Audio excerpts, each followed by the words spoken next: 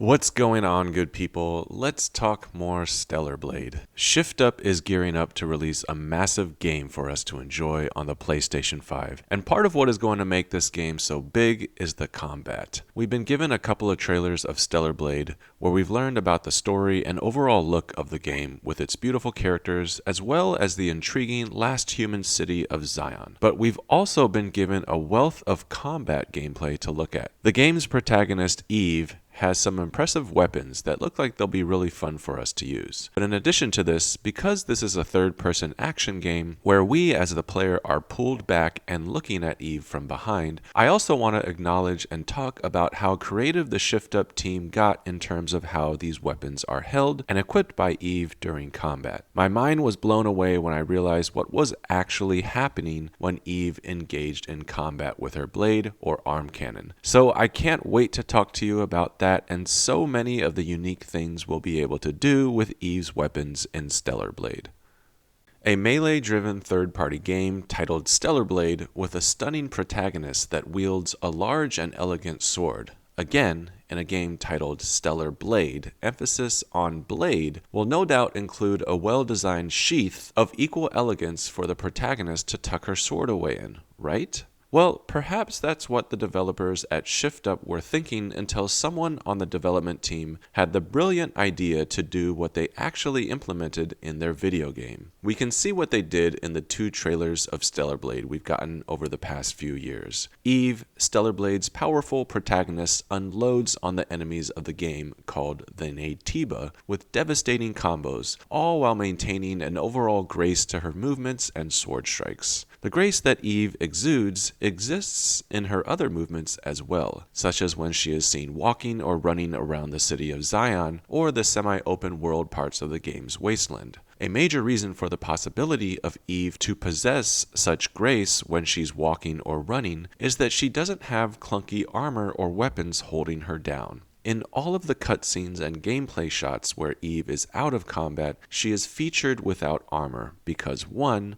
I'm pretty sure she's an android and not a human, so she can take a punch to the face or a bunch of alien teeth grinding along her metallic android body, therefore not needing armor, and 2, and more importantly, part of Stellar Blade's well-documented appeal amongst the online community and fans are due to the dozens of gorgeous outfits that players will be able to equip Eve with. So why have armor cover up such awesome outfits? But weapons, such as blades, can be just as clunky as armor. So where is Eve's weapon, her Stellar Blade? Why don't we see her huge clunky sword or sheath when she is out of combat? Well, we don't see it because the developers had a crazy idea of hiding it in her hair. We already know that Eve will have an exospine component that runs down the back of her spine and shoulders that attaches to her body. This will no doubt provide her with maneuverability enhancements that the player can upgrade over the course of the game. We also see an exospine tab in one of the upgrade menus shown in the most recent State of Play trailer released by Sony back in January. So Eve will be provided uncanny superhuman feats through these synthetic components. And in terms of appearance, the exospines look intricate and even a bit creepy and mysterious as we see some really gnarly and sometimes even beefy exospine components on the back of Eve. So we know that Eve can attach things to her body via outlets such as the exospine. But the exospine has always been an obvious component that we were well aware of. I mean, look at this one. And so many of Eve's other outfits are either baggy to allow the exospine to exist under Eve's tops, or they are actually built into the outfit, such as with all of Eve's bodysuits. So this tells us it is possible for other things or components to exist on Eve's body as well. And here is where we come to Eve's blade. Hiding the sword itself in Eve's hair is so creative and well done, it is possible to miss. But if we slow down some of the cutscenes, you can clearly see a blue component at the start of Eve's ponytail, and then 4 black curved metallic components with golden trim and symbols. It's possible to miss because of Eve's long ponytail, and at first the black components could come across as futuristic hair accessories that don't really serve a functional purpose. We get to see gameplay where Eve is wielding the Stellar Blade. You can clearly see Eve's ponytail free of the 4 black and gold curved components and the 1 blue component that was positioned at the start of Eve's ponytail. These components are now in her hand. We see the 4 curved components make up the handle and hilt of her blade, while the blue component is at the base of the blade. What is really cool though is when we see Eve enter combat. If we look at the original trailer released a few years ago, we do get to see Eve approach enemies and enter combat. When Eve engages the enemy, she reaches up to her hair and pulls down the handle of the blade, swinging it downward, and then the blade itself ejects outward with a pulse of energy. This is such a creative and futuristic way for Eve to unsheath the blade, and I haven't seen anything like this ever done in video games, movies, comics, or any other medium, and it's just a really cool look. There are also other places we see in the trailer where Eve disengages enemies in order to become more agile and continue running through the environment. This makes so much sense, as Eve is a graceful character and wouldn't want to have a huge sword attached to her body on either the hip or the back. We've seen her run and move about covertly in the trailer, so her ability to fold up her sword and place it in her hair is just so unique and makes sense for her as a nimble and agile character. It's clear that melee combat is going to be quick-paced, and in addition to using her blade, Eve will need to do a number of things related to her maneuverability to overcome the deadly enemies of Stellar Blade. Eve appears incredibly nimble and has demonstrated the ability to dodge and leap around enemy attacks. Eve will have a double jump that she could use to essentially deke out enemies or quickly switch her initial jump's direction and pivot to a new one. The enemy combat and attacks look brutal. The developers state that the combat of Stellar Blade lies somewhere between Bayonetta, Sekiro Shadows Die Twice, and Star Wars Jedi Fallen Order. I'm sure the combat won't be as unforgiving as the Souls games or Housemarque's roguelike Returnal, but it's obvious the player is going to have to die and retry enemy and boss encounters in order to learn enemy attack patterns, parry them, and then unbalance the enemy in order to land a devastating attack or combo. We got to see Eve's skill tree that contained a branch that looked like it led through a number of combos the player could acquire and use. Eve will also have some great looking special attacks. Moving clockwise from the combo branch on the left, it looks like we get a circular special attack at the top, some type of penetrating attack on the right, and then something that might be along the lines of a shield breaker attack, as the logo of the bottom branch looks like a broken shield. These branches correlate to the icons we see on the heads-up display we get a glimpse of during gameplay shots of Eve. Each special attack is blue in color, and it looks like when the player executes a special, they use up some of the BU and BE requirements, as there are 4 red dots that pulse on the screen. Then the BU and BE meter is reduced. So the BU and BE dots essentially form a meter along the bottom of the HUD that we can expand over time to serve the purpose of something like a stamina or magic bar that Eve can use to execute some of her special attacks. I'm not really sure what BU or BE stand for, but it's gotta be blade something for each. And when we look at this special attack and pause it right here, we see that the special logos in the bottom right of the HUD are now all red in color. So we have switched to a different set of specials the player can execute. Shift Up's game director, Hyung-Tae Kim, stated that Stellar Blade will take advantage of many of the PS5's capabilities and features, including the haptic triggers on the PS5 controller, so perhaps L1 and R1 can be pulled either halfway down or the full way down to make use of the haptic triggers. Therefore, the player can execute either blue-colored specials or the red ones that we see here. Now, moving on from specials, we get to see some other really creative feats that Eve can do, both with the blade and her body movement. Eve's going to be able to deflect incoming projectiles. We see her position the blade across her body almost like a shield, so perhaps this is something the player can press, such as L2 or R2, to provide Eve with cover from ranged attacks. It's really cool that the projectiles can be deflected back at the enemy as well. I'm not sure if this is something that we're going going to have to time correctly, or if this will automatically be done via an upgrade to her blade or something like that. When I saw this clip of Eve dodging dozens of energy pulses, my mind immediately went back to the combat of House Marquis' Returnal. The bullet hell frenetic combat of that game, and just the whole overall package of Returnal, was done so well by House Marquis. So, if Shift Up can include a bullet hell component to their gameplay that requires Eve to maneuver through the environment in a similar fashion to what we saw Returnal's protagonist Celine do, I'm all for it. Speaking of maneuverability, we also see this really impressive teleport that appears to work as a counterattack as enemies completely miss Eve when they pound down in her general vicinity. As this happens, we are shown this beautiful mid-combat transition where Eve probably will be invincible here, essentially Eve's iframes, in which she can take no damage. And then at the end of this teleport dodge, Eve is positioned behind the enemy with the opportunity to unleash her own attack. There are a couple of shots of Eve slamming down on her enemies from above, so we know she's going to have an incredible vertical leap. As Eve slams down, she can drive her sword into enemies directly, and then perhaps over the course of the game, the player will have the opportunity to build up a skill tree or the blade itself in the menu upgrade screen to transform this attack into an area of effect move that damages all enemies within a certain radius. And then we get to see some really fun and cool things that Eve does with her blade. If we slow it down here, Eve, with no sword in hand, does this incredibly graceful move where she runs and leaps upward. As she does, she uses her foot to grab the hilt of her blade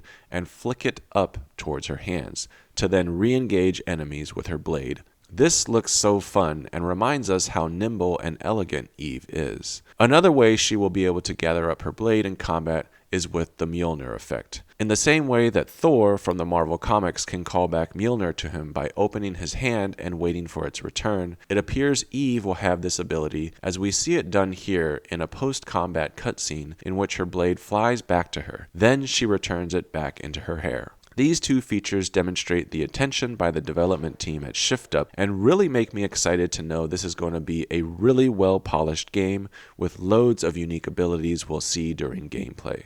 And then finally, we get to see Eve unload on some enemies in what can only be described as pure awesomeness, in dozens of combat cutscenes where enemies are dispatched with a wide range of attacks. They appear to be triggered by pushing a button. Perhaps this can be achieved in a similar way to what Kratos does in the God of War games. Enemies that have been brutalized enough by Eve will probably need to have their stance meter broken or just have their overall health depleted to a certain state. Again, similar to what we saw Kratos do, a finisher type move can be executed. We get to see Eve grind and drag her blade through various enemy body parts, and then some really acrobatic moves where Eve gets incredibly high up in the air and impales enemies on her downward swoop. The game developer, Mr. Kim, stated that these are called Link abilities, and confirms enemies can be defeated in one move once they are initiated by the player. It even looks like Eve will be able to do some of these Link abilities by taking weapons or components from enemy types to use against them through impalement or simply a destructive smash to the head.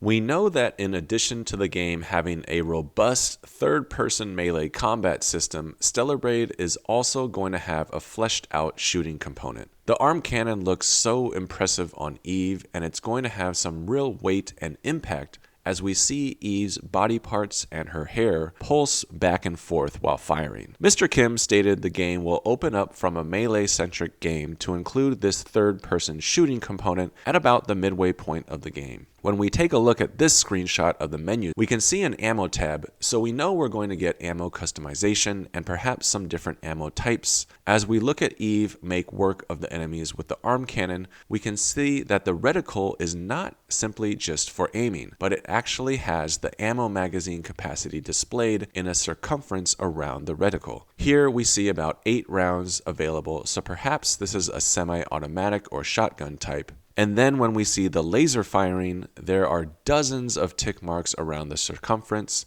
that illustrate the laser beam's capacity and ability as more of an auto-fire type. And in a similar fashion to how we will get at least 2 different sets of special attacks to choose from during melee combat, thanks to the haptic triggers of the PS5's controller, it looks like we'll also get an alternate firing ability as we see the label R2 Slug on the screen when Eve is firing. This has been a feature in other PS5 games, again, such as the aforementioned Returnal, thanks to the haptic triggers of the controller. Having this ability in Returnal provided a lot of combat diversity, so it's great to know we're going to get that in Stellar Blade as well. All of this demonstrates that the arm cannon will have several features that give us a good change of pace to the blade melee-centric combat we experience in the first half of the game. The arm cannon will provide the players with choice in how they approach and engage in enemies, that being either close quarter melee combat or at range with the really fun looking arm cannon. Okay, I just have to recognize the creativity of how Eve equips the arm cannon because it's even more creative than that of the blade. We already talked about Eve being a graceful character. Her aesthetic conveys to us that she is fully capable of her acrobatic feats, and the developers therefore did not want to clog her down with clunky armor and weapons positioned all over her body. So just like her blade, the developers didn't want Eve to need to carry the arm cannon, and I just gotta give them so much props to how they accomplished giving Eve a massive and imposing looking arm cannon to fire without her actually needing to holster or equip it to her body. Let me talk about how this was accomplished by the Shift Up team. If we look at Eve's drone, we see it has 2 chambers that are quite similar to the arm cannon. And when we look at this clip of Eve's companion, Lily Artemis, we see her tinkering with something. I believe it is the drone. In the next scene, Artemis looks at Eve with eager anticipation as Eve equips the arm cannon, probably for the first time. As Eve equips the arm cannon, we can see it almost unfolding and rotating to the final arm cannon shape. But at the start of this, it appears to be a more circular shape that resembles the shape and look of the drone. Artemis states in the trailer that she will be Eve's engineering support and can create and upgrade items for Eve. Once Artemis does this, it appears Eve will be able to call the drone to her at will and use it as her arm cannon. So again, huge props to the development team at Shift Up for creating this clever way to equip Eve with this ranged weapon. It'll be so much fun to execute this during combat. Calling the drone to Eve like this is just awesome, and again, huge props to the developers for figuring this out. And since we know the drone is an actual character, we hear the drone talking to Eve in the trailer in one of the cutscenes. Calling the drone to Eve to become her arm cannon